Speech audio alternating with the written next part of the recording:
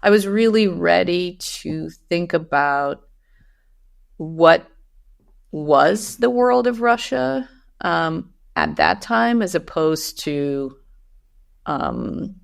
doing this kind of looking backwards to the past. And it was interesting. And even more interesting has been my way of looking at these pictures now after, the war in Ukraine started in 2014, but the full-scale invasion in 2022, it really has allowed me to see something that was present in my photographs that I couldn't easily pinpoint.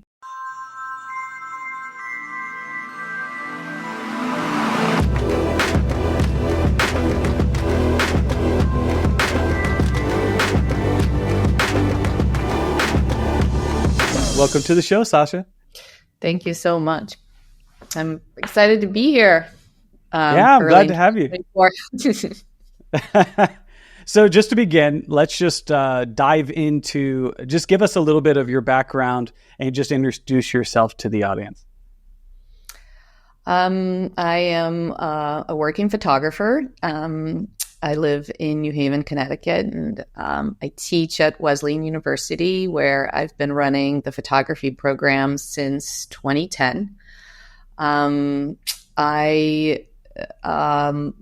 primarily work as an artist, although on occasion I do editorial assignments. And I came to photography very early on when I was in high school, and I have my own ideas about why it happened, of course, that I couldn't necessarily articulate to myself as a younger person. But in retrospect, I think part of the reason why I gravitated towards what I see as a really different kind of language and a way of expressing is because I came to the United States as an immigrant without speaking English. And part of my attraction to this other way of communicating, I think, came from my the early challenges of navigating a very new world, as a non-English speaker and then an English speaker. But I really felt like I could claim it as my own. So I was 15, so not quite 30 years, but getting close to 30 years of practicing photography.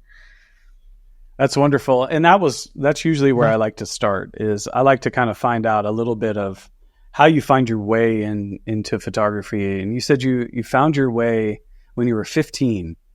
And then how did you turn it into art? I know I read an article about you were initially thinking, you weren't thinking about photography as any type of career, but you found an interest in photography. Did you put it down? Kind of talk to me a little bit about that. I'm kind of curious.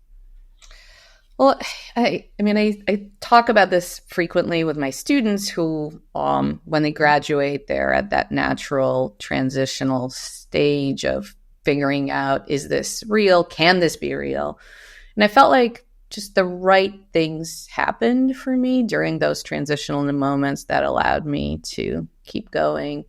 And I think my commitment to doing it seriously, I think, was more there than not. I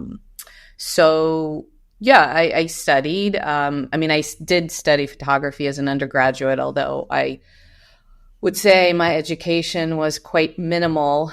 I did not see eye to eye with the person with whom I studied in terms of what the medium is about. And in many ways, I think I came to teaching because I was unhappy with how my own trajectory in undergrad went. But was it like just a fundamental understanding of what photography could be? I was curious about that.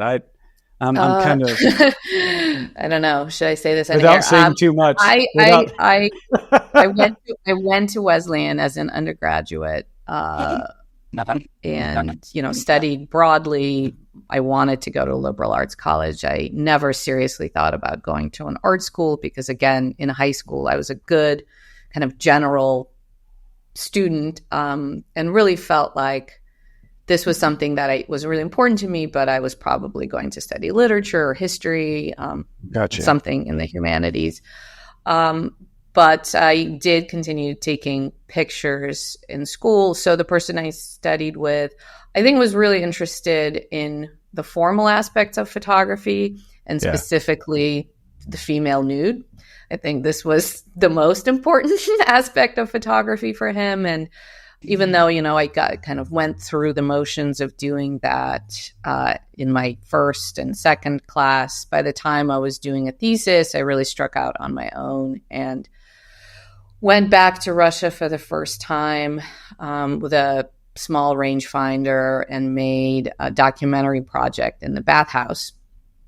And so it was in some ways female nudes, but very different kinds of female nude than what was being shown to us. So I don't remember looking at any history of photography. I knew very little about the kind of artists that were working both contemporary and historically. So in many ways, I had to patch an education after the fact. And so between undergrad and grad school, I was so hungry to look at stuff and learn, but I wasn't, and maybe in some ways there was a benefit to this, to have this happen, through my own curiosity as opposed to someone, handing things to me. Yeah, 100%. So, 100%. Yeah. I'm hearing that a little bit. Yeah. Yeah. And a lot of it happens through, work with which you have a kind of kinship. Yeah. So, yeah, I always tell my students they know more after taking photo one, just one semester of photography, than I did after, my 4 years at Wesleyan, by far. So. Well, you were talking about, I was reading it. It's a great interview on Urbanautica.com. And it was, you were talking about your teaching method, and you were teaching a uniqueness per se. And you were kind of striking out on your own. Do you think that experience, you kind of referenced it in your previous answer, but do you feel like that kind of gave you that drive for your own independent voice? Like you were, because some people, they only follow the tracks, but you were like, no, there's something else here. There's something different. And that informed the way you teach, but also, do you think that also informed the way you make work? Yeah, I think so. Yeah. You felt bold, yeah. As you were talking, I was sort of thinking about even going back even further back. Yeah, I think it's really important for me as an educator to give freedom and space for my students to find their own way. And of course, I'm there throughout and it is a conversation, but especially as someone, I am the only person that is teaching photography for the most part. And so I'm very self-conscious about not imposing an overly rigid idea of what good photography is to students, and challenging them to challenge me to find a new way, something that resonates with them, that really is about their expression as opposed to good photography. And if there is something that I do see with some frequency as I'm, kind of visiting critic in different places, is it's easy to see a kind of imprint of a certain way that, photography is defined. And I'm sure I'm guilty of that too. It's really hard to totally escape that, but that is an aspiration. Sure. But the idea of striking out on my own, and maybe it has something to do with the fact that my formation as a kind of young photographer happened outside of the parameters that were set up by my mentor in undergrad. But I think it's possible that it goes back even further, as someone growing up in the Soviet Union with dissident parents, we were handed a very concrete ideological handbook in Soviet schools.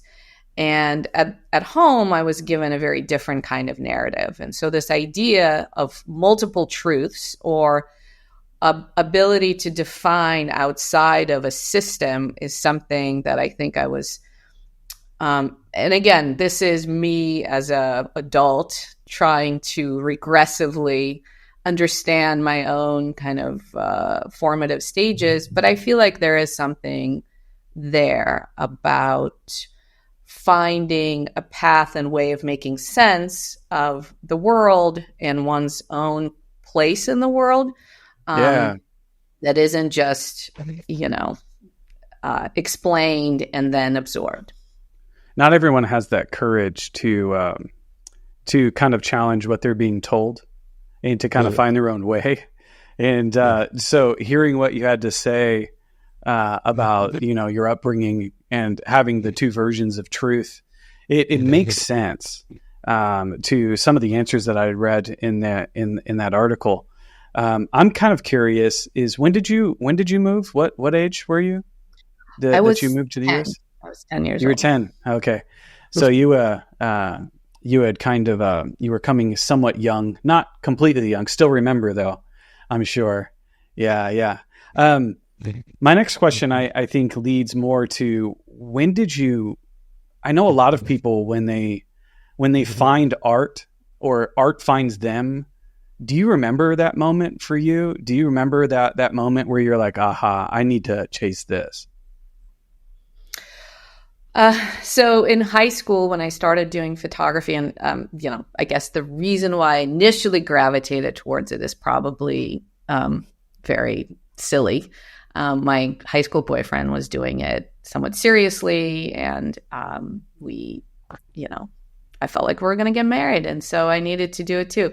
But I remember my high school photography teacher showing us photographs, and then introducing us to the darkroom, and in a very cliched way, I remember feeling like I was more engaged and more surprised and more excited than I was a good student. I was excited about learning, but there was just something about this that felt uniquely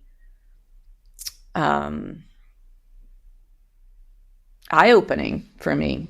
And then there were, multiple other points. I think there's just looking at photographs and trying to understand how it happened in a kind of rudimentary way. How did this picture come to be, and putting myself in the place of the image maker. But then also the reality of the picture became its own mystery.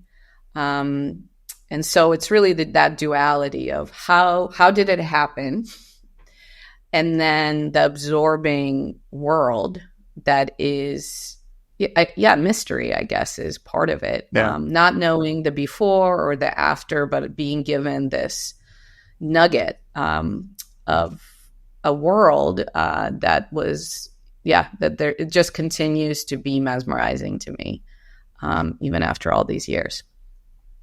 I think that is it's a great answer, number one. But the second thing I think I want to ask is, so you went from the BFA.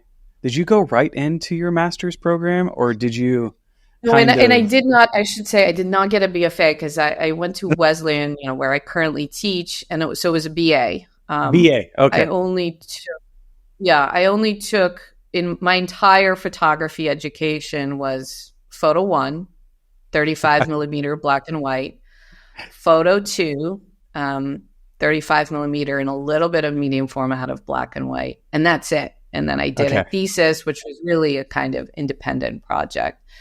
Gotcha. So I graduated in 2001, and then it took me 5 years to get to grad school. And I think it probably would have taken me a lot shorter had I had a different background. But Yeah, I mean, part of it was that I felt like I wanted to show myself that I could do it on my own terms without a kind of structure. But then some of it was that I needed the time to mature and figure out what I can do that was outside of a kind of imitation of artists whose work I liked. Yeah. And so that took longer. So it was 5 years before I ended up at Yale. That's awesome. I think my next question here is a lot of your subject matter actually takes you back to Russia, and so I'm kind of curious what's pulling you there and what you're looking for there. Yeah, it's something that I've been asked and have thought about, and I keep thinking there might be, a better answer. I mean, my first trip back, which was in 2000, when again I was a senior in college, I felt like part of what initially attracted me to photography was a way to speak visually, and yeah, the world into which I moved was so distinct from the world that I came from, and it was very much image based, in part because I wasn't able to understand things. So my earliest memories of moving to United States were purely visual. It was about color. It was about just everything from what the crosswalk sign looked like to, colors of backpacks to what the inside of a grocery store looked like. All of that was kind of part of my, part of that time capsule that I think was a really formative experience. And so as I became more serious about photography, it felt natural to go back to that other world that continued to be very present. I felt, even though, by the time I was in college, I would have spent more time in the United States than I did in Soviet Russia. But it still continued to be such an important part of who I felt I was. And some of it was self-mythologizing, and some of it was real. So, and also, the world completely changed. Soviet Union fell apart. Russia, was evolving rapidly, and that was all happening outside of me being present there. So I think that was part of the attraction. And then I realized that there is a way in which I was so stimulated visually there, looking at that world, the light, the colors, that was different than I felt here. I think my work is very much about landscape. The more I certainly photographed a wide range of subjects, and a lot of the work is figurative. But I think ultimately, in my heart of hearts, I am a person who makes work about a place, in a way that the landscape is a kind of palimpsest of histories, and it's a very loaded place. And so I think I felt like I had something to say as a kind of insider-outsider that I couldn't quite get at in the same way in the United States, or, other places that I've traveled. And I've photographed, there's a ton of work I've made, lots of places that I just don't necessarily put out there. I'm very conservative in what I feel confident in showing. So, I think that it is that sort of space of in-betweenness, of being of a place but outside of it, that felt like a really fertile jumping off point. Leads me to my next question here is, how much does research play into what you're doing, or are you going and searching for something and Is it intuitive in a way? I think it's probably a combination of both, from what I can tell. But I'm kind of curious how much research plays into it. I hope this is not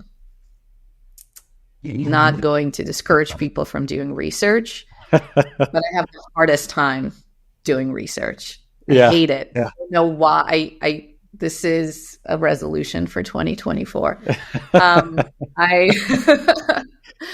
Some people, that's where it starts. Some people, it isn't. I will wholeheartedly admit to.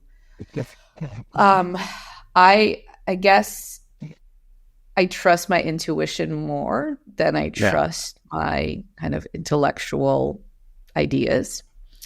And in part, I think this is why my working methods, like frequently a project takes me a very long time. I have a very hard time being efficient.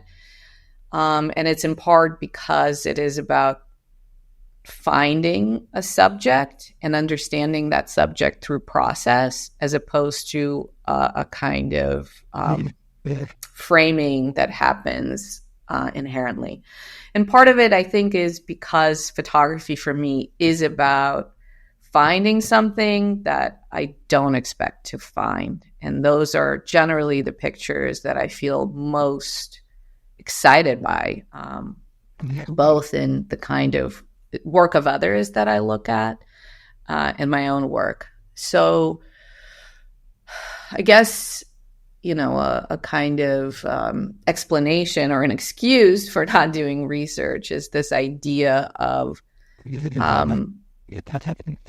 being confronted with something and recognizing it, discovering it, as opposed to cherry picking. Like, I don't like the idea of having blinders on. And when you go looking for something, it's much harder to find the things that you're not looking for. And my experience has been that those are the really valuable discoveries. And which is not to say I'm not thinking about things, of course, but it is a kind of gathering of material as opposed to going forward and kind of orchestrating something. You could almost say your photography is the research and an uncovering, if you will. Yeah. So some people do it that way, and in a lot of ways, and I might be making a connection here, and correct me if I'm wrong here, is you moved when you were 10 to the United States. You at 10 years old, you still have memories of a place, and you still have a kind of an idea of where you came from. And going back there, it almost seems like you're going back to kind of put the pieces together. Where did I come from? What is that? It seems like almost like you're trying to rediscover something, and you're delighted by what you find, but it's an interesting thing that I'm trying to get at here. And so, am I on track here with it, or we're about to go and jump into your work, and I'm sure this is going to be really fun, but it kind of feels like that, like you're almost thinking about a place and you're reconstructing it through your now older self. It's like reading a book at different times of your life, when you're younger, and then you read it when you're in your 20s and then your 30s. It's different every time you read it. Yeah. And it seems like you're doing something like that. No, I mean, I think unquestionably my own relationship to my past is a part of it. I wouldn't say, it's a totally autobiographical project because the subject is much bigger than I am. But I do think that my own experience of kind of being disconnected from it, and then continuing to find these ways to reconnect and reorient the pieces is a part of it. I mean, one of the things that, and this really happened much after the fact, but it almost felt like in some of the photographs that I was making in Russia, and really, but more so in Ukraine, it was as if I was constructing an alternative path for myself, like in a kind of alternative experience that wasn't mine, obviously, but one that could have been mine. Almost another, like an imaginary life. Because in some ways there's something really arbitrary about, what happens to people. And we were supposed to move to Germany, and in the last minute we ended up moving to United States. If my dad was not an immunologist but was doing something else, it would have been very likely we would have stayed. So it's interesting to play out, those other possibilities. And in a way, it was almost a kind of visualization of that other Sasha. That is, it makes, you have one project that makes a lot more sense. These alternate yous, these reimagining yourself in another timeline. That is fascinating. Makes you think, really. It's like how your life can fork off in different directions and what could have been, The portraits seem to show up in your work a lot. People do. And I'm curious what role they play for you in your work. Because you said you would say you're a landscape kind of person, but a photographer or artist. But in a lot of ways, I see a portrait show up a lot in your work. So talk to me about that. They don't come naturally to me, which is, I guess, why I kind of keep returning to it. And actually, the most recent project that I've been working on in Los Angeles, I've really taken a break from portraiture. I went to grad school. If there was one sort of idea that I had that felt specific, even though it's unspecific, it is to figure out how to make a portrait on my own terms. And again, generally, I have a much easier time seeing something happening kind of naturally as opposed to really kind of concocting something. I'm not sure, what were you referring to, the Eastern Eve portrait series? This was something that I was doing because I would travel to Ukraine, and there were years that I was doing that, taking multiple trips. And a lot of the work came, even though I wasn't necessarily doing research, and maybe it would have helped to do it ahead of time. But, you would make an appointment with someone, trying to get access to a location, trying to kind of figure something out. And a lot of that means that you're waiting around. And when I would come for, 2, 3, 4 weeks, it felt like every hour wasted was just tremendously anxiety producing. And so as a way of doing something productive, as opposed to just biting my nails, I would approach people and, sort of introduce myself. And it would generally come from, really watching someone closely.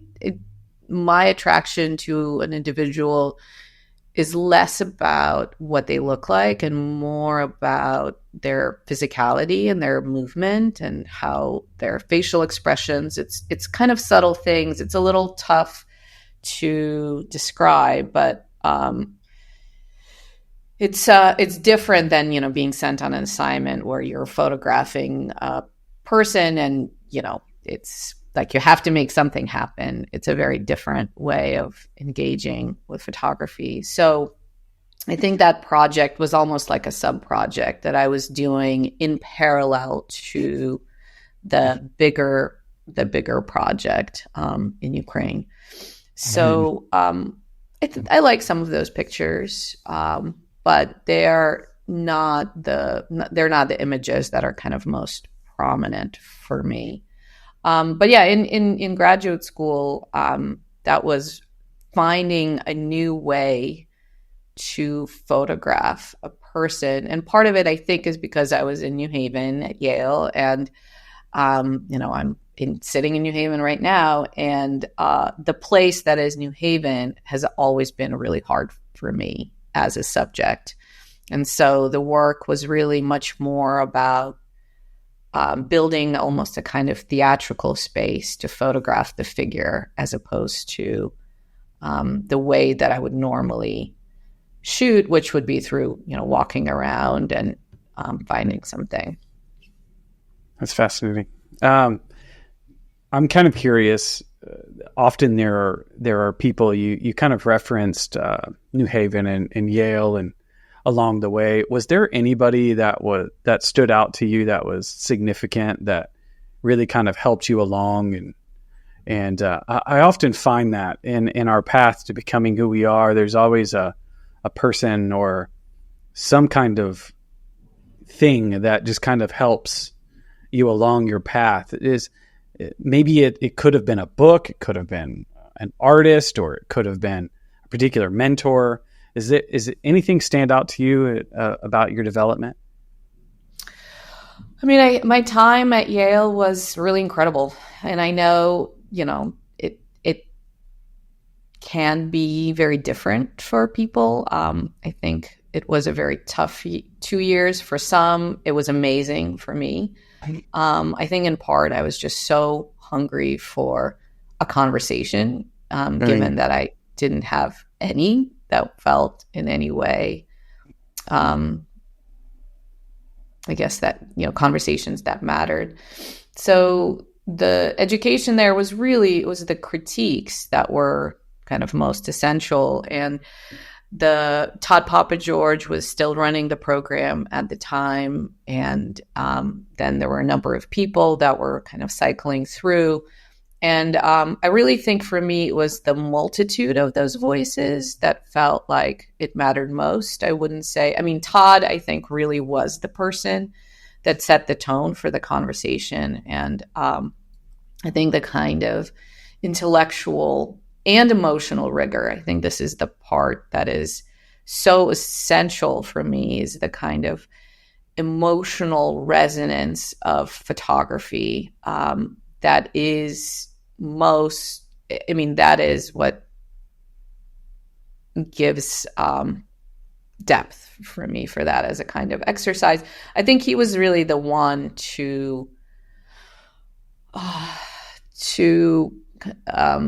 push that to the foreground. I remember he would give these lectures about work of photographers that were, important to him. It was not a kind of history of photography. It was really, he would sit down and show us slides of Robert Frank and talk about Robert Frank or Walker Evans or Ache. And I think, that is a kind of core memory for me, and core to my way of both practicing photography and teaching photography. But there were also a lot of other really important voices. Collier Shore was someone that came with frequency, and there was a kind of pointed psychological intensity to how she looked at pictures and framed them.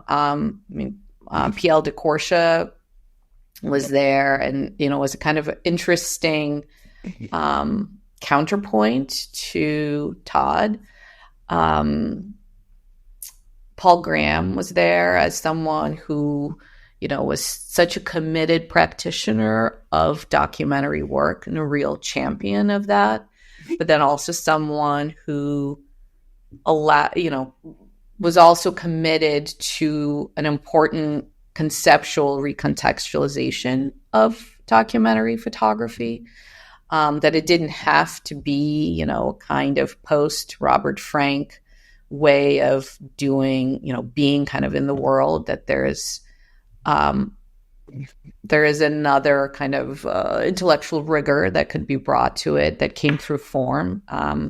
The Shimmer of Possibility came out when I was in graduate school, and that was really, it felt like a pivotal point in how pictures that are recognizable pictures that are using methodologies that have been practiced, by many generations, could be displaced and reoriented to say something very different. So yeah, for me, it was a bouquet. I wouldn't say it was one. I think that's wonderful. Individual.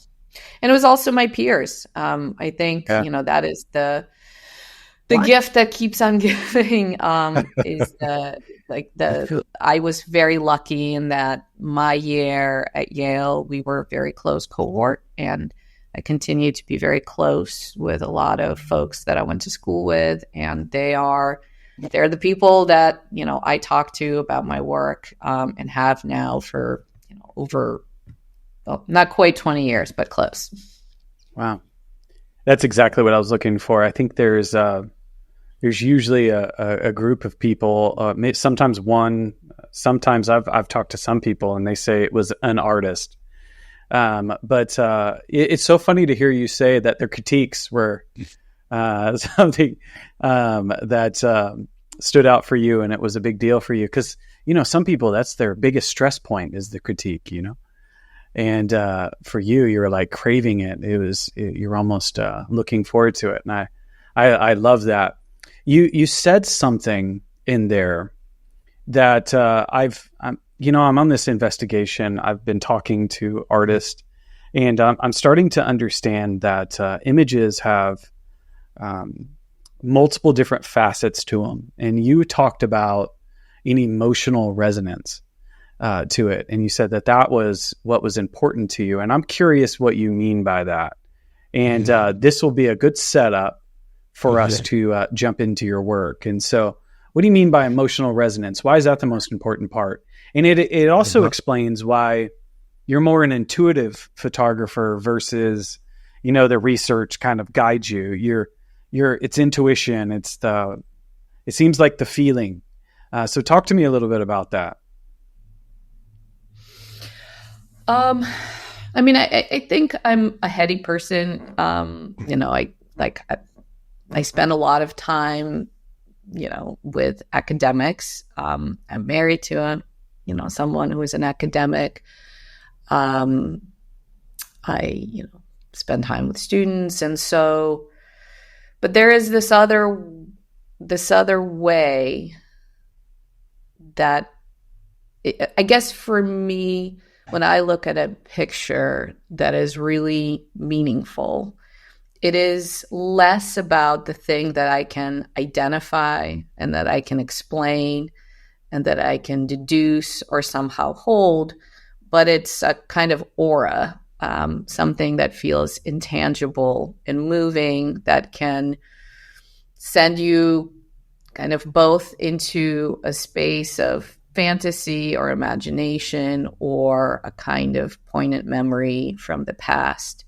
And it feels like it's an intangible thing. I mean, I guess I just use that word. No, I totally agree. It's a mysterious thing. Yeah. And so, to me, that is, I guess, what continues to be elusive and seductive and exciting and generative. So when I look at work that is smart, I'm interested in it. I like thinking about it, but it's the work that has a kind of tendency to feel almost simple, that has multiple layers and layers that can't even exactly be named or pulled apart, that continues to draw me back to an image. And so, in my own work, I guess that's something that I also hope to find. And, those pictures are few. It's easy to make a good picture. It's hard to make a great picture. And some of it almost feels like being, just being gifted something. It does feel like that, doesn't it? You're like, wow, that was a gift. You brought up this word a couple times, mystery. And it seems like that word is almost like a keyword for you. There's a mystery in it. There's a depth. There's more to it than just what you see, and it seems like that's what attracts you. And so I think I think this is a great opportunity to dive into some of your work. You've prepared some images for us that will kind of take us through. I think it's like an arc for you, right? You're going to take us through a lot of your I hope that's it's awesome. not too many. No, it's okay. We have time. So, yeah.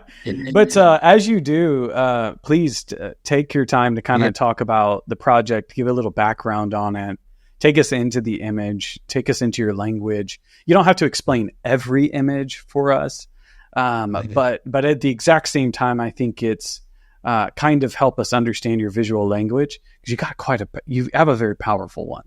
And one of those things that came up to me was mystery, which really stands out, emotional resonance, reconstruction. There's this interesting feeling that I get when I get it. And so take us in really quick, and we can share your screen and go through it now. So I graduated, and I spent a few years struggling, doing various kinds of work, trying to continue to take pictures seriously. And I think maybe slowly realizing that I had other attractions, like color was one of them, but I was not taught that in any kind of formal way. I barely looked at any pictures. I remember, I guess it's now 20 years, but I saw somehow online images from Sleeping by the Mississippi. Alex Soth's book, it just came out. And there was something in those pictures that felt like I saw a new way of thinking. And, I read a little bit about it. I sort of then went back and looked at the references. So this was the first, through Alex Soth, I was like, oh, Stephen Shore. Oh, Joel Sternfeld. It was that, it's almost embarrassing to admit. So all of a sudden there was this whole new way of thinking about the landscape that felt really interesting to me. So at the time I received a grant to go, and I initially proposed to spend time in the kind of Arctic North and photograph there. I tried, it was so brutal. And so I kind of abandoned that idea and started making these very quiet landscapes. Again, I didn't know exactly what I was after. The project is called Remains. But it was, I think students are really anxious about not knowing what they're doing. It feels bad. And I remember it felt bad. It felt bad to not have a kind of path laid out. But at the same time, I think my ability to kind of enter a place, like this was a bus station in Ukraine, in Sevastopol, which is in Crimea. And I, was sort of just happened on its own. I went to use the bathroom, and then I saw this scene by the bathroom, and I remember being really excited. I knew that there was something here that felt important, and part of it was this bizarre. It's almost like a museum to a kind of past, but not a past that was totally pushed off to the side. So the Lenin statue there, it's a kind of strange statue. It's cut off in this awkward place, standing next to what it looks like a kind of carefully arranged set of furniture. It's a municipal space, but it feels like it's being made to look intimate. And all of that in a kind of metaphorical way spoke to me about the process of, the kind of former Soviet countries disentangling themselves from the kind of yoke of the Soviet past. And it felt really, it felt both funny and poignant. And indirect. And I guess that's one of the things that I was interested in. This picture, on the other hand, I took very casually, and I don't think I thought that there was anything very significant there. But I did, I took a handful of pictures, 35 millimeter.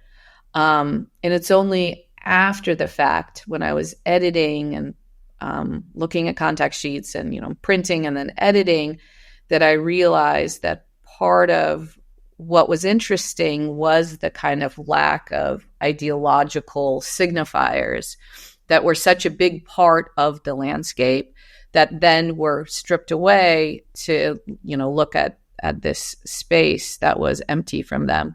But also it's about the form of the picture. The exciting thing for me is the way in which the depth of the image shifts, the color, the kind of palette of the photograph. And I guess in that there is also a kind of mystery that, our vision is binocular. The camera sees things differently. So it's almost like the puzzle got slightly skewed and reoriented to mean something else. And that is always, again, this is not a smart picture. It's one that kind of exists outside of I love the angle. That and a lot of it is about the angle color. Of that roof. That angle of that roof takes you off balance a little bit, and it really plays with you. And it makes sense why you would think that maybe there's not something here, but then you look at it, it's quite interesting within the landscape of where you were and what you were doing. And I'll let you continue. I apologize. No, not at all. And then, I was obsessed with these trees for some reason. In sort of growing up, I would see this, and then I realized how bizarre it is to see these very aggressively pruned trees that felt like severed limbs, and there was something evocative to me about that. So there was a number of pictures that I made. Every time I would see them, I would felt like I had to photograph them. It just felt like your eye just kept going there. Yeah, brutish. Yeah. It's a very practical reason why they do that too. So it's really interesting. And color, really, it was, how do you? This would probably be an okay black and white image, but it's a really different kind of picture because of the different shades of blue that are kind of a part of it that speak directly to memory, and the kind of reflections and the depth of reflections are then immersed with the color and its meaning. So that's on some level, it's really as simple as me. Like the project was for the most part guided by me trying to figure out how to make color pictures. And it was it's the first time I was doing so. This is more of a kind of photograph where I felt like I was pointing at something. I think I liked the idea of, I was attracted to the flatness of this building. And again, through the camera, it looks differently, of course, but it's also this was taken in March. So the snow is starting to melt. There are these marks left on the buildings from the snow melting. And it felt almost like a kind of archaeological visualization, that there's a way in which it spoke. For me, it spoke to this idea of history and a kind of presence of history and these layers that was interesting. And then I almost kind of was forced to start doing interior pictures after a really unpleasant run-in with the Moscow cops, who arrested me for taking pictures in a place that they thought was strange and suspicious. And it really scared me. And so there were days that I just felt really like just had a hard time making myself kind of go out there, and it was really cold. And so I started to keep myself busy. I started reaching out to various people, inviting myself over. This was a very kind of distant relative's house in Tambov, which is the city that my grandmother was from, that my mom was born in, where I traveled to for the first time. And so these houses were also vestiges of a past. And all these objects were really recognizable to me. My grandmother had a little statue just like that, the wallpaper, the lacy curtains, the way in which people decorated their homes was so similar to each other because there were so few things that were manufactured. So part of the idea that I think the thought that I had while shooting is that there was this way in which ideology penetrated the intimate space or the personal space. It was hard to really personalize something because of the way, everyone had the same fridge. There is a lack of variety, which meant that, anytime you walk into someone's kitchen, it felt like your own memory, even if you were there for the first time. And that really stretched across the Soviet Union. So I spent some time in Uzbekistan, for instance, which is a, totally different world, language, religion, and so on. But there is still that bizarreness of walking into someone's apartment and feeling like it's, you've been there before. So that was really fascinating. That was very interesting. And of course, that's totally gone. There was this moment where, this picture was taken in 2005. So 14 years after the Soviet Union fell apart.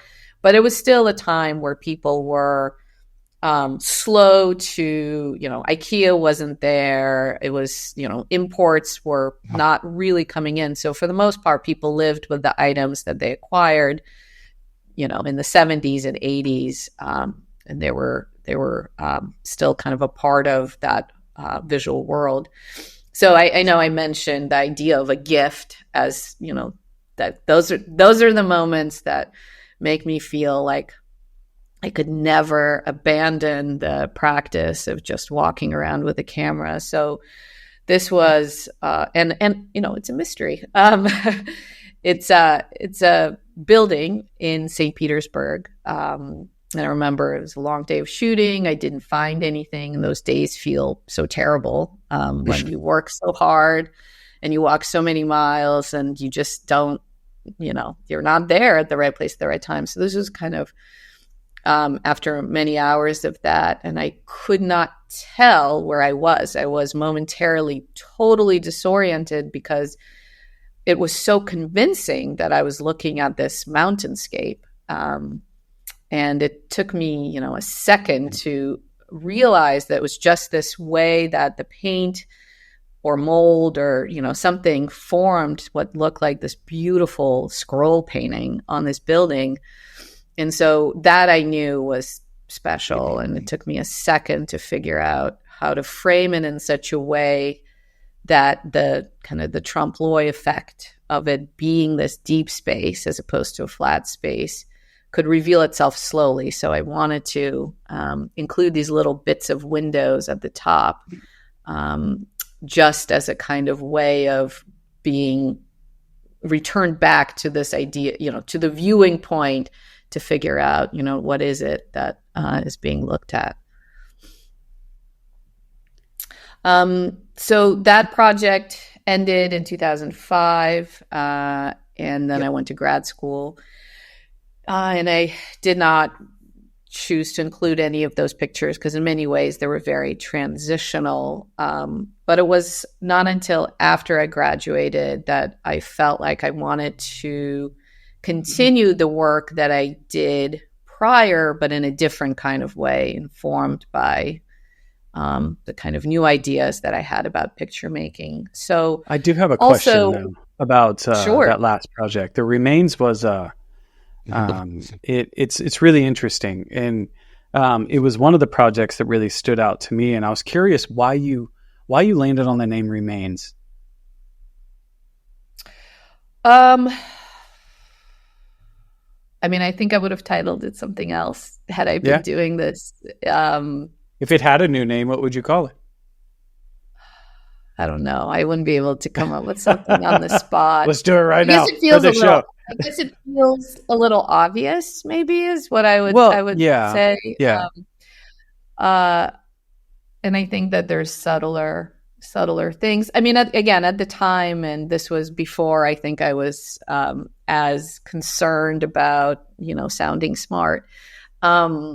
It felt like I was photographing what was still left over from the world that I left. That in many ways, it was the remains of my own version of my own childhood and its ties to this, the kind of slow dissolution of a world that was an ideological world. It was a physical world. It was a geographical world. So all of those things were part of it. And I guess, I don't want to use the word nostalgia. I feel like it's a prickly word for me. But there is certainly something that is elegiac about these pictures and their tone, in the kind of flatness, the color palette, that felt like it was me collecting a kind of poem about, a memory world. Yeah, it's and it came through that one image. At first, I didn't realize it was a bus station. Like I literally thought that could have been some other place. But now that you're saying it's a bus station, it added context to it. And it seems like a random gathering of furniture, like it could have been in someone's home, And so, yes, this one, almost felt like that could have been in a home. And somebody's collection of things that they haven't really gotten rid of. And so you were speaking in metaphors, you were writing a visual poem here. And we like to say some titles are on the nose a little bit. And it is a little on the nose, but as far as the remains word, but I don't know that you could find another word for it, because you were in some ways kind of identifying these things and discovering them again, and the remains of a time that you remembered. And you had a really fascinating observation about the availability of things and how that created copies within homes. They're all kind of the same, but I wanted to ask you a question where you said this ideology creeps in. Because all of them are all the same ideology. What did you mean by that? What are you talking about there? What are you saying? Well, I guess there was, in some ways, in opposition to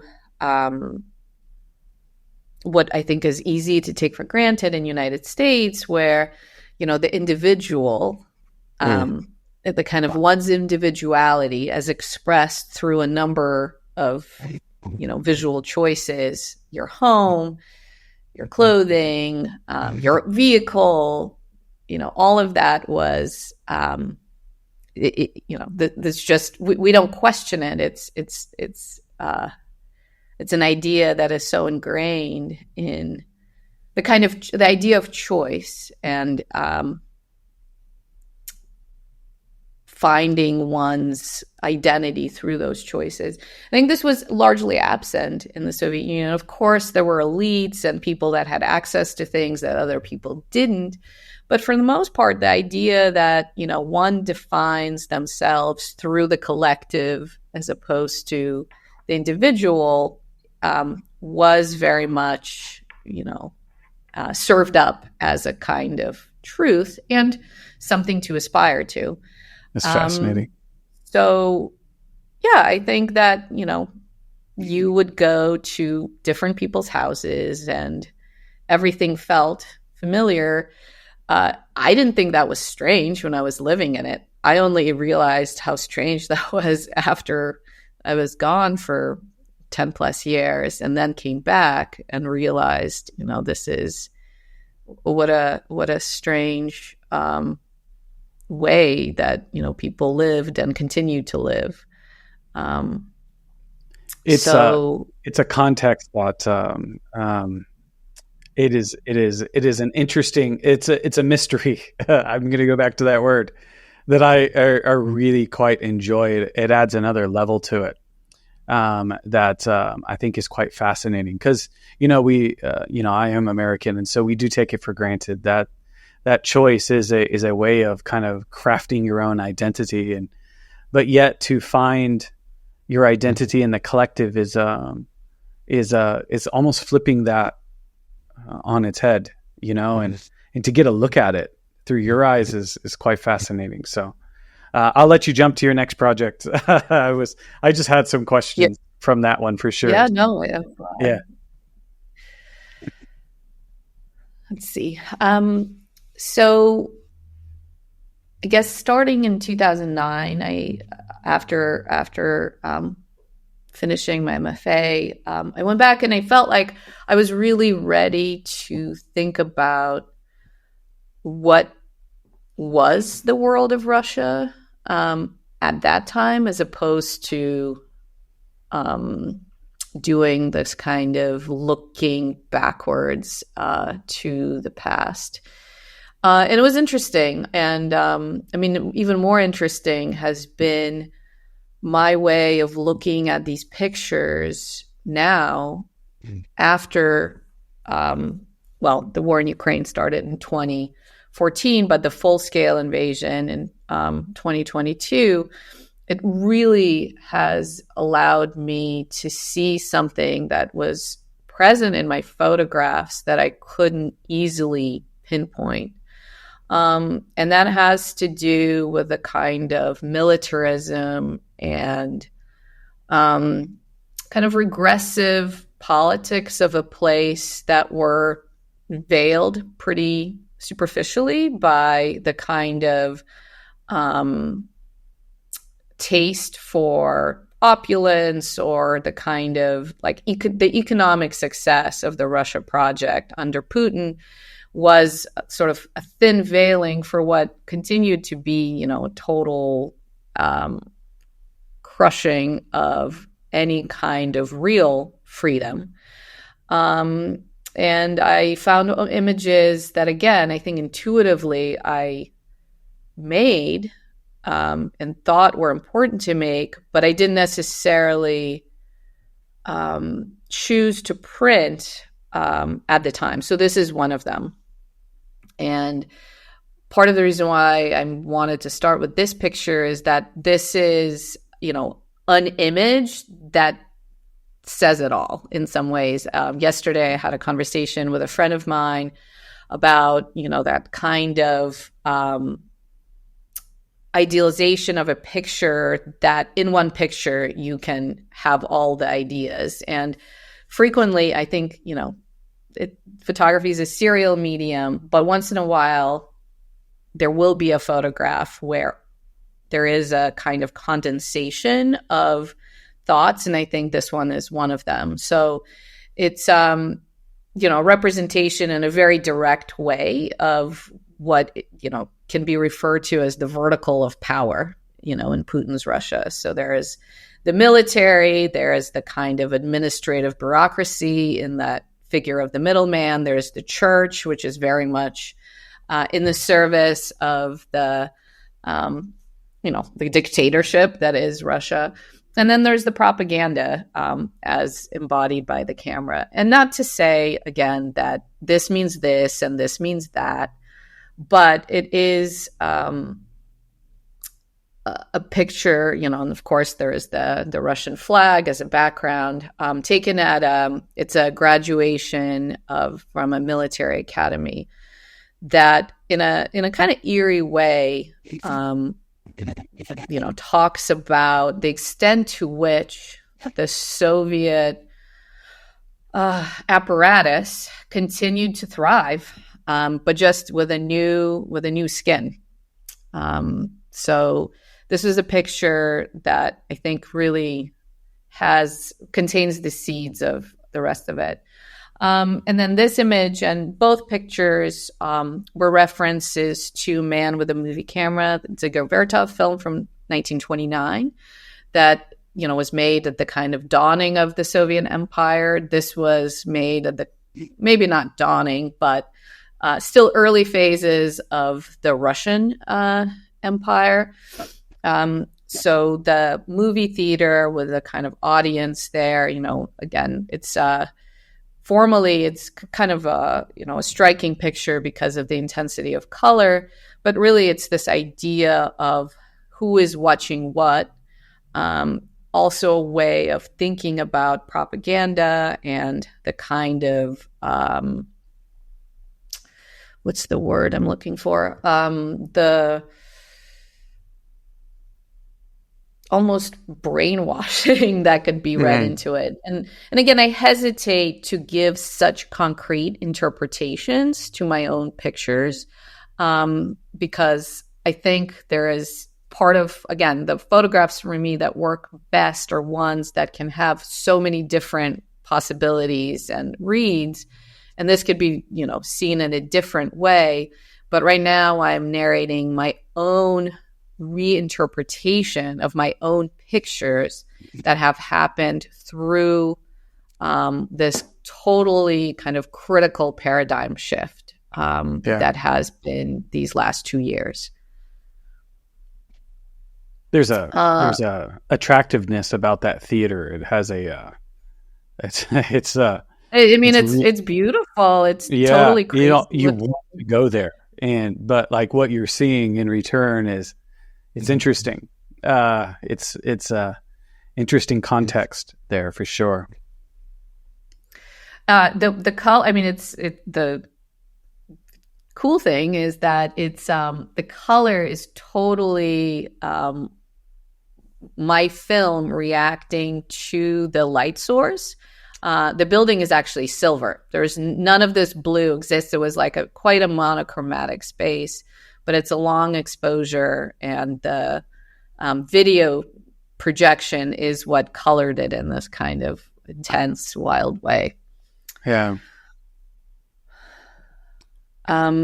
So this is, I don't know whether in the screen share you could see, but there is a face underneath the cloth that's draped over it. And I think you really have to know the diet of Soviet heroes to recognize it. But it's Yuri Gagarin, who's the first man in space and a kind of national Soviet hero.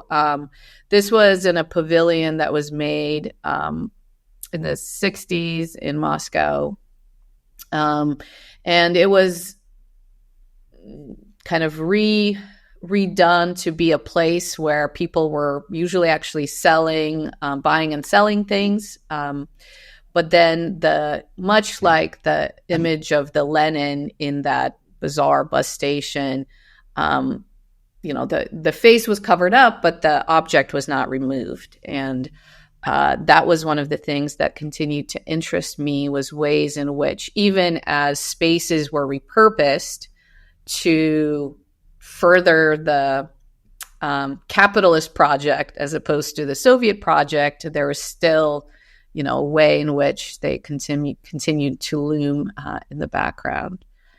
So there are some figures in this work, but frequently they're not as central as in my Ukraine work.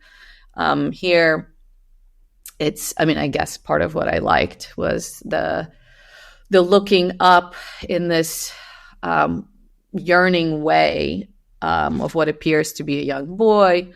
I think if you're looking at the print, it's pretty easy to, maybe not easy, but eventually you'll realize that it is not a living, breathing human, but a mannequin. And again, with that backdrop of Vdinha, which is the Soviet the Center for Soviet Exhibition kind of achievements that that was there, along with the bouncy castles and other things that came along in in the early 2000s. This is another. Yeah, this is this is one of my favorites too. Yeah. And another picture, maybe a kind of counter image to the vertical of power, because part of what I think seduced people into not questioning the kinds of pernicious things that were happening for now decades under Putin was this idea of wealth and the promise of wealth and possibility. So the fantasy of these things, the kind of progress and economic prosperity, was something that, you hear Russians talk about still. Putin brought us, like, we now can travel, we now can have a car, we can afford things that we could never afford. So that illusion of progress, I think, is in this picture. I guess one of the things that I was thinking about was represented in this ad of this Range Rover speeding into the future. And again, I think it's quite convincing. And this is the kind of picture I can never not take. If I see something like this, and it's a different version of the landscape, but it's not until you see the weird horse rider image that you start to kind of question what your initial read of the image. But all of that exists on one plane, and then on the other plane, in the real world, there is this world of squalor, this kind of faceless child, the homeless dog, the scattered pine cones, the the unmounted tires, and so on. And so it's really the kind of collapsing of the reality and the fantasy into one space that feels like it is another concise way for me to speak about the kind of much more complicated reality of Putin's world. Yeah, it's the tension, and this is just palpable.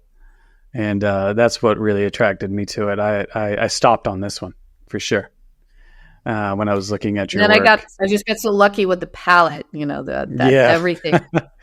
Yeah, it's the way in which the kids there's only that interruption of the red of the car on the edge, which is a great contrast, because that's what people are driving. Critical and not that part. One. Yeah. It's interesting. It's just a little bit of realities dangled in there too, which is interesting. So I'll let you proceed.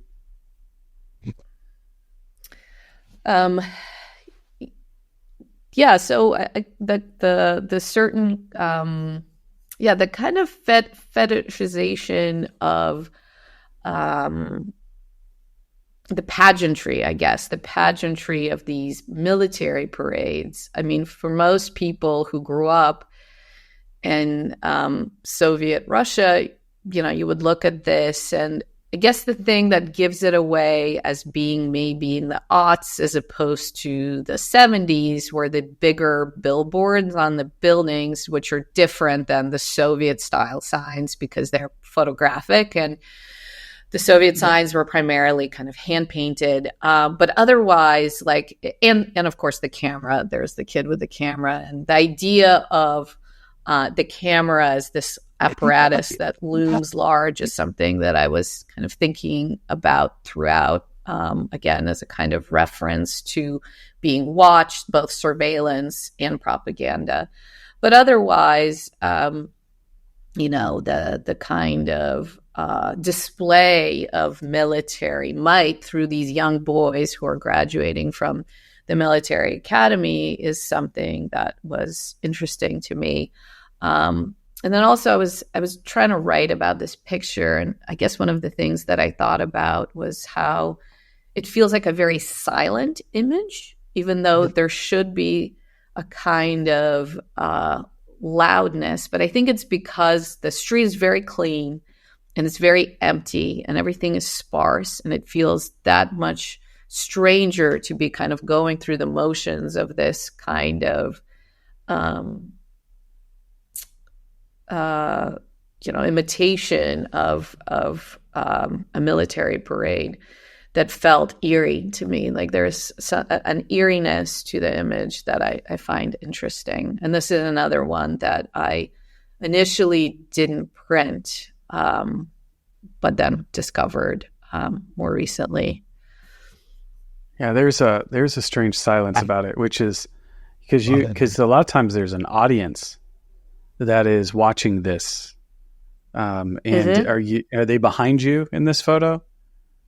Well, there wasn't much of an audience. So that's what makes it interesting too. Yeah. So that's wow. Okay. Now. It's a quiet note for sure. So this is the flip side, which is, if going back to those Soviet interiors and how sparse and kind of, I guess, melancholic they are. And then this is the new interior. And again, definitely this is not representative of what an average Russian's house looked like. This was was a classmate of mine. It was her house, and, she made it, she married well. And, this was the kind of choices of what one can do with the new money funneled through, gas and oil or whatever, and the kind of cacophony of these things, the TV screen, the kind of French-like painting, the elephant from India, the fabric of the couch that's meant to be, English, the gold wallpaper, all of these things were, very much spoke to this new visual language that was very much in step with this idea of wealth and display of wealth.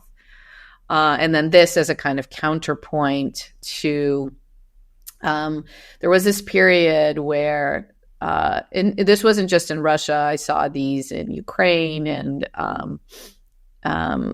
even, in Central Asia when I traveled there were these plastic trees that were imported. I'm not sure exactly where they came from, but at least in this particular scene, there was something very evocative about this snow-covered place, right? It's, bitterly cold, and this kind of yearning for something of the tropical that felt like such a incongruity to that kind of landscape. It's ironic for sure, and it's the yellow just pops. That sounds like one of those other photographs you just can't not take. You're just like, yes. Yeah. No, this was a little easy, but also I think there is more to it if you think about it in the context of the other pictures. If you're sort of looking at this interior and this landscape and the kind of vast space between them, and that they're also kind of the two sides of the coin that is Russian existence. And then this character was, I met him in a park. He was, I think he was doing some kind of martial arts, and it was part of it. I think I was like, wow, he really looks like young Putin. If you look at pictures of Putin as a young man, especially, also doing martial arts, there was unquestionably a likeness there, but he moved in this very strange way. And so I asked him if we can, set up a photo session, and he agreed.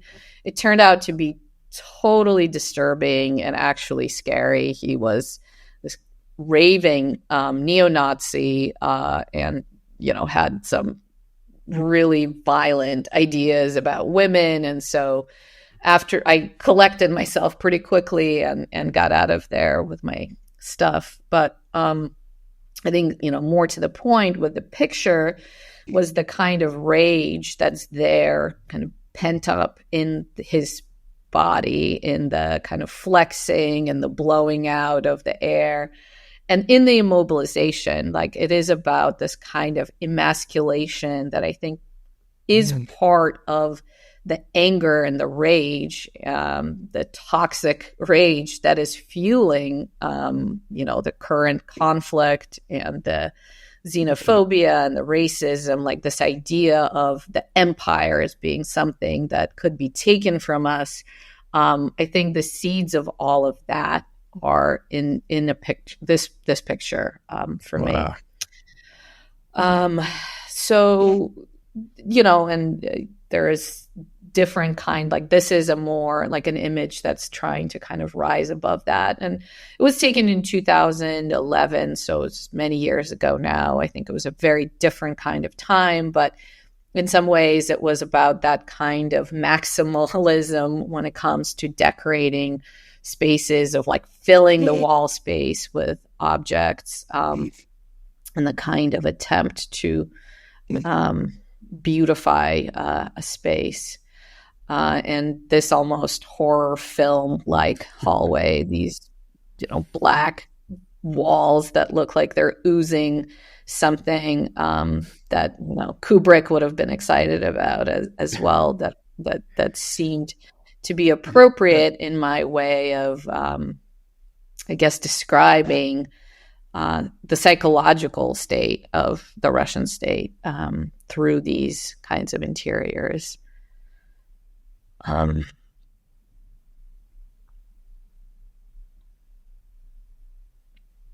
this was another, maybe kind of version of the palm tree, but this was a really bizarre moment that was really exciting to me and everyone else. Everyone was making phone videos of this guy who I think was just really drunk and decided to send this excavator on an expedition across this pond and was using the digger to kind of swim across. And it was, it's funny, but also there is something kind of pathetic about this, but it's also, a kind of visual reference to a landscape and almost like a Poussin, like French landscape, but instead of swans, it's this machine that is being used in improper ways and so on. And then the last two of the Russia series is this Soviet era statue of young pioneers who are photographed in this way where they almost appear to be blindly feeling their way through this emptiness. And again, as a way of speaking to the larger condition of the population. And then one of the last images is this picture of a cemetery. This is a gravedigger, was in the process of lighting a cigarette as he was taking a break. And again, a kind of anticipation of the future violence that continues to be, tragedy of disproportionate size. I'm kind of curious. One of the things that I'm curious about is, the recent years that the war that is going on there has kind of, you've referenced that a lot in your work. In your kind of interpretation now. As you were looking back at those images and taking us through that, has that kind of, do you plan on going back to Russia to make new work, or are you kind of done for now and hoping you can later? What's your thoughts on that now? I'll just since it's the image is okay. Not the appropriate image. I'm terrified of that country. I feel like I have finally fully severed my connection to that place. Okay. There is a part of me that would be really curious to see its total descent into horror. there is a part of me as an artist that I think would be curious to represent it and even to feel it. But I'm also a mother. I don't want to be thrown in jail. I'm a pretty brave person. I feel like I've taken a number of risks during my time as a photographer. This is not a risk I could ever feel like I could take. I find it to be, the kind of crackdown on dissent or any kind of, I have friends who are making work and kind of amazing work there now in these horrible circumstances. But I guess as someone who really is not Russian, but as an American who happens to have had this connection there, I can't justify it. So no, it's really, it is a total tragedy. I have a lot of my aunt and uncle live there. I have some cousins. I have, some friends, but I am really, I think in some ways the threads the door has been shut. To tie me to that place, like there's it's all gone. So you were, I know that place was such you had talked about it as kind of you get visually inspired there, you want to take a lot of pictures while you're there. And now that door is shut, because I felt that as you were talking about it, like that door is shut for you now. And now I'm kind of curious, what are you doing now that is pulling your interest? What are you thinking about today? Does that kind of body of work inspire you today to do new things, or are you thinking about new things completely differently? I'm kind of curious what you're doing now. Well, I've been outside of the war. I have been. I felt like the work was finished. Already. And it's harder for me to go and travel in the way that I used to. So almost as a kind of tiny side project, like I have kids and my daughter was only born she's 4. So in 2019, I traveled to LA and I made some pictures of the river there, and it was fun. Like I had I was much more excited about photographing that place than I expected to. And so not very seriously, but sort of thinking like this could be something that I do almost as a way of keeping myself in photographic shape. It's like a kind of photographic gym. And part of what I liked about it was that it was a very concrete place. I knew exactly where I needed to go. I was really tired of working on something that was so conceptually expansive, that felt never ending, that didn't, like, I just couldn't put it in a container in an easy kind of way. And I just wanted to be able to like fly in, photograph intensively for even just a few days and then leave. And so I made those pictures and I never thought very seriously about them. The pandemic happened and I really couldn't travel. And so I went back in 2021 with my son and spent 10 days like really shooting. And then I realized that it was a landscape that in a very different way than Russia, that contained all of these. It was one place that could be pulled apart in a variety of ways.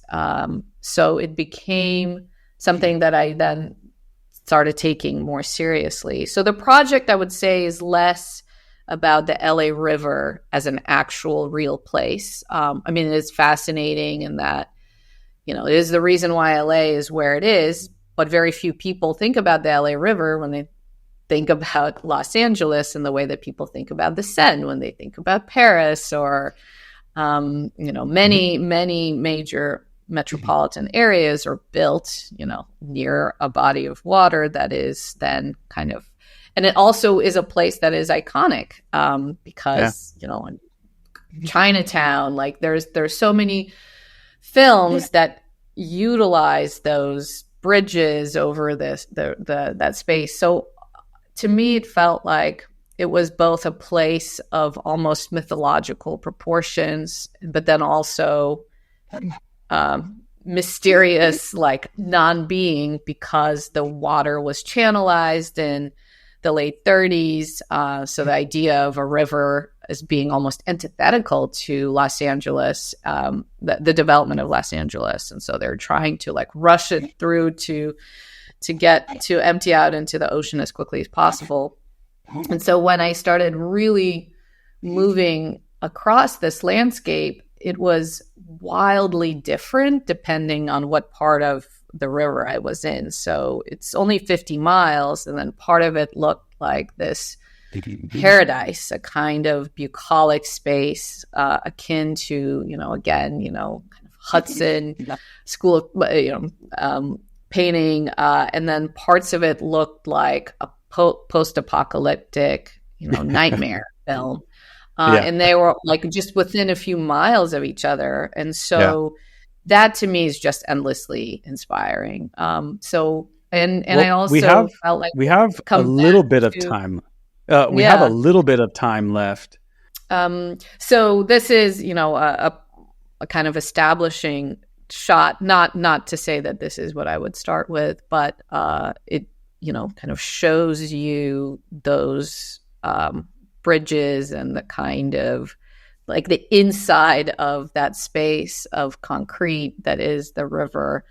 But then a lot of it looks, again, very different. And parts of what I look for are, again, the kind of secrets of the river. So discovering this rock that was very carefully, wrapped up almost like a gift, and the kind of idea of, what is the nature of a place where events like this could take place. And then some parts, and this is a part that it was in the process of being revitalized, that's starting to look, more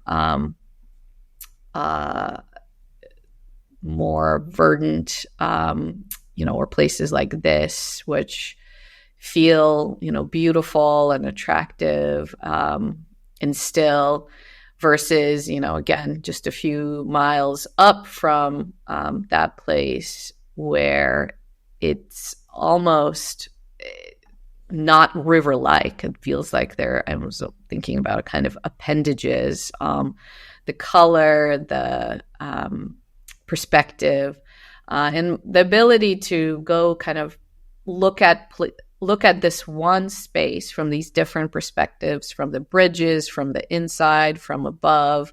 Gives me a kind of visual flexibility that I find really stimulating.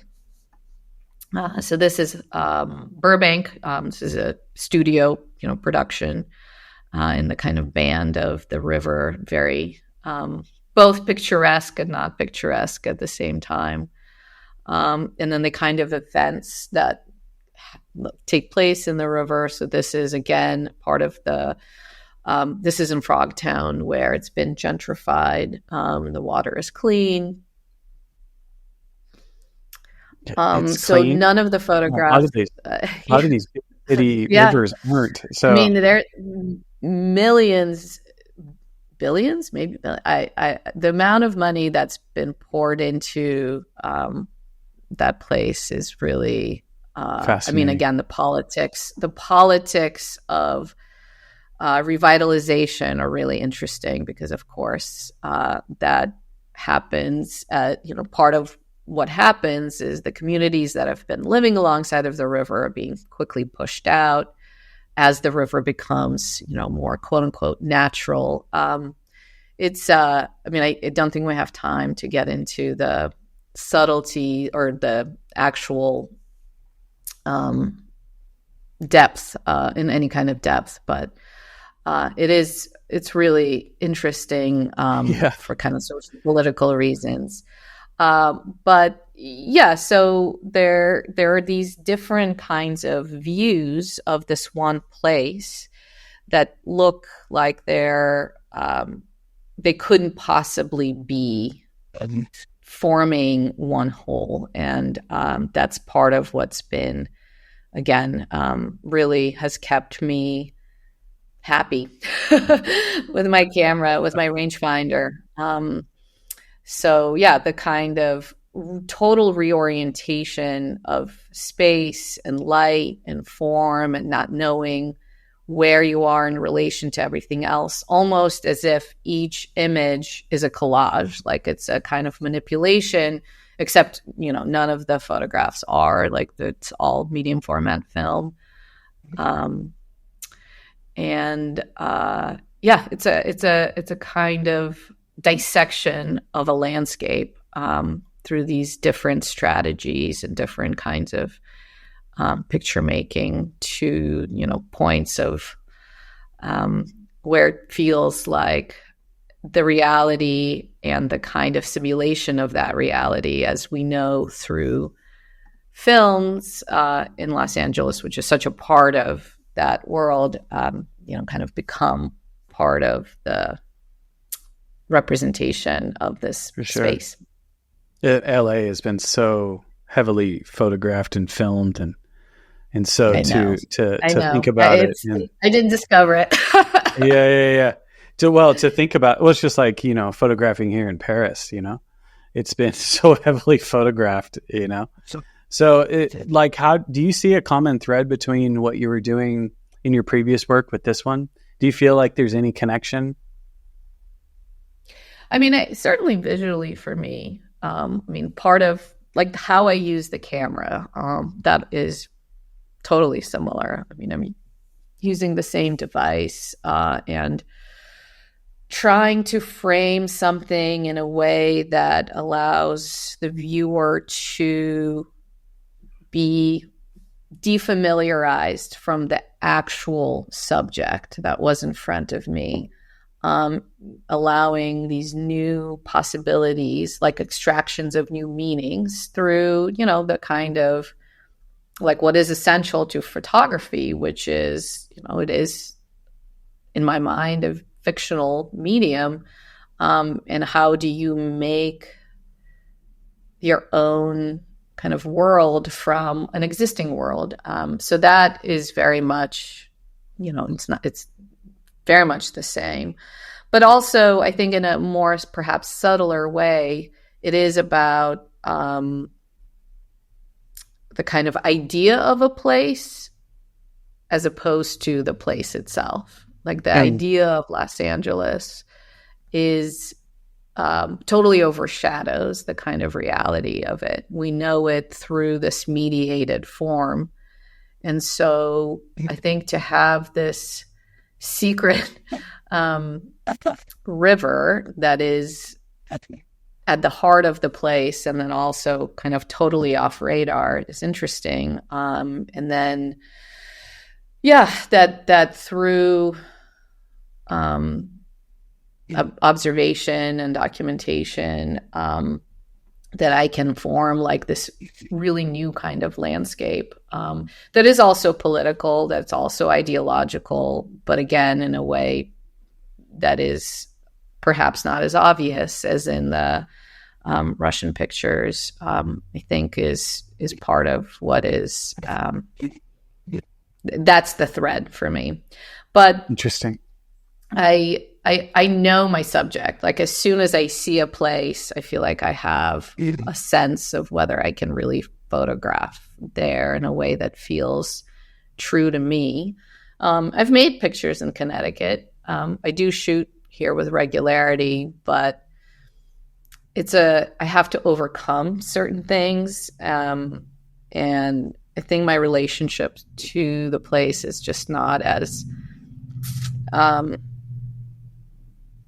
guess it's not as generous. I think my photographs here tend to be more like kind of packaged in a kind of ironic relationship, and I like to be more earnest in my approach to a subject, or more heartfelt, not earnest, heartfelt.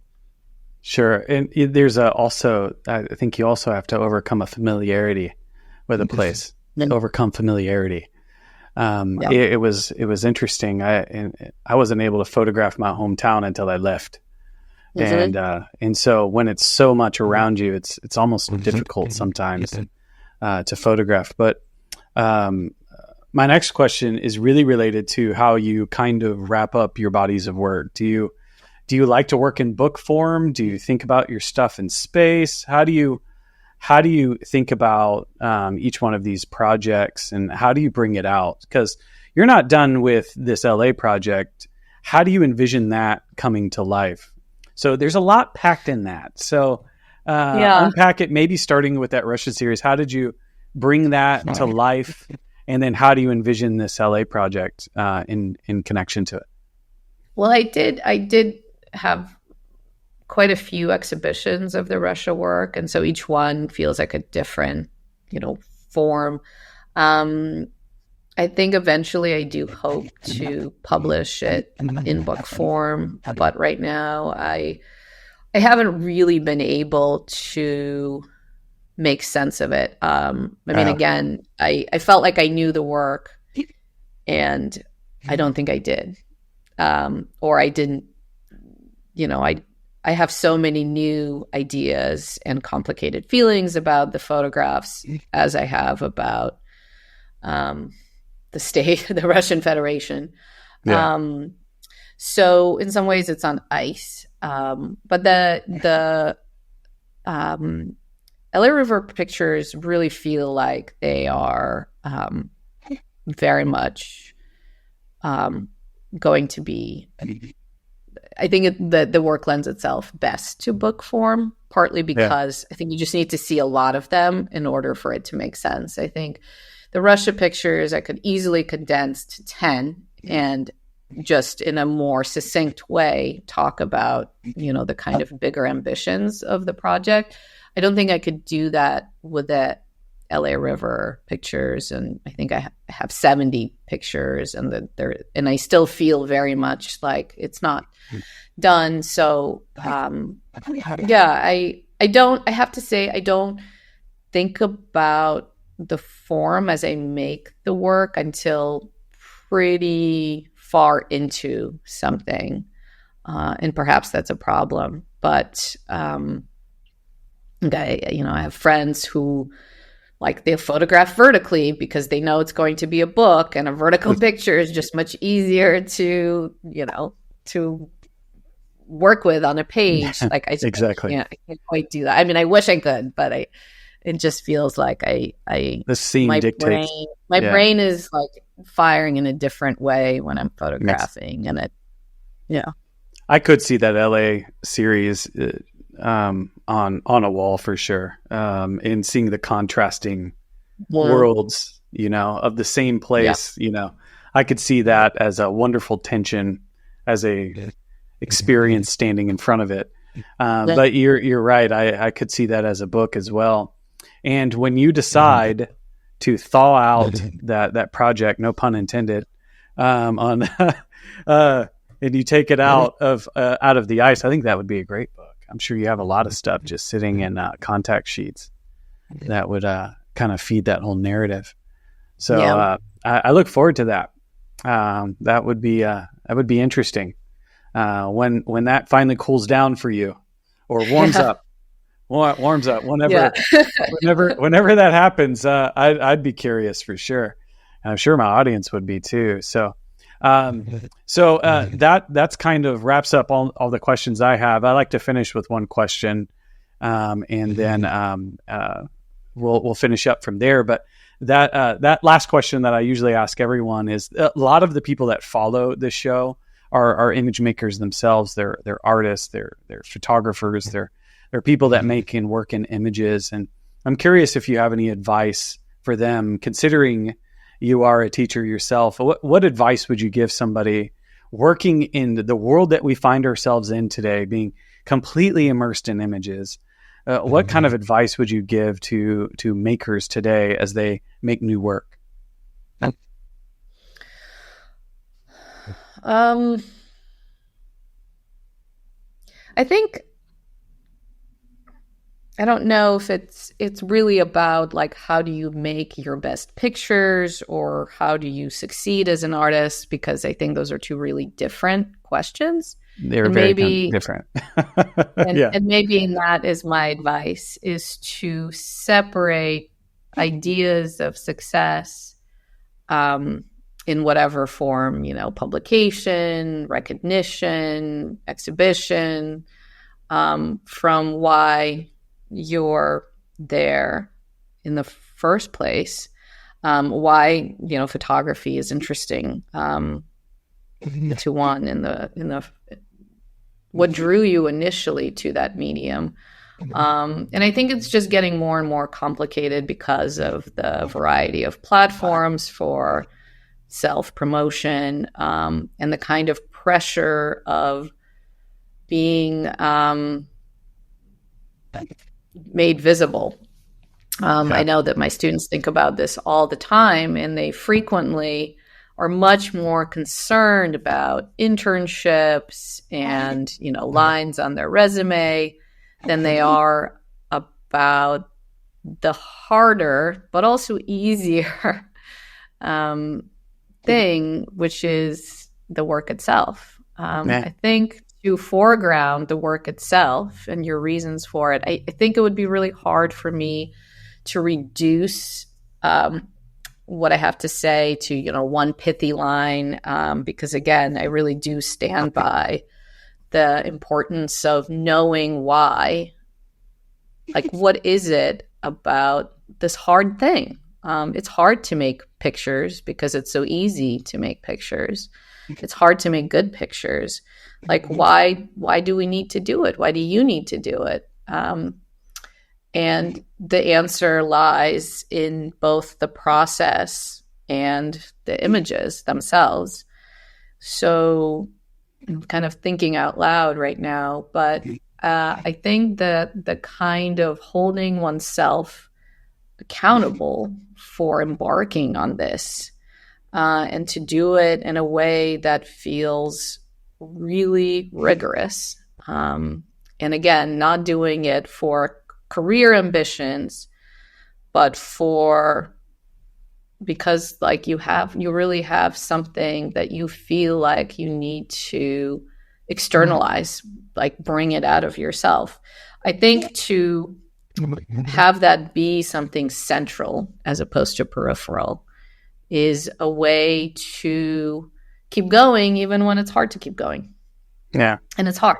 It feels really easy, and all of us do it at various stages in our career to feel like, oh, so-and-so has done this and they've gotten this exhibition and this and that. And, I have lots of very close friends that have made fantastic careers, and are maybe not household names, but certainly, have the, but, everyone suffers from insecurities and doubts.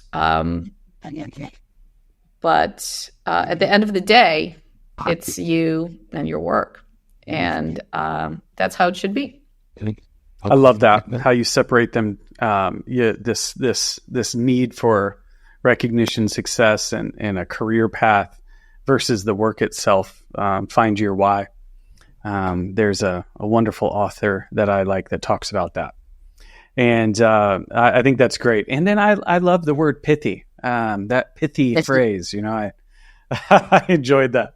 So I just want to say thank you for your time today. Really. I really enjoyed taking a deeper dive into your work, and I'm sure my audience did too. So thank you. Thank you so much. It was great. I really appreciate reaching out and having this conversation. And this is the moment too where you can kind of plug how people can engage with your work. Are you on social media, or can most people find you through your website? Yeah, I have an Instagram, which is at Sasha.Rudensky. Very easy to find. I have a pretty outdated website. But the website does have my contact, and I'm always happy to be in touch. And once again, thank you so much for coming on the show today. It was really, really nice. Thank you so much. I loved it. And all right, for all those that have stayed this long, thank you so much for joining us on our journey. If you like content like this, please like, share, and also comment down below. That helps us with the algorithm. And as well as consider joining our Patreon community. You can join us on patreon.com and subscribe to us. And that helps support programs like this and keep it coming to you. And as always, we'll see you next time.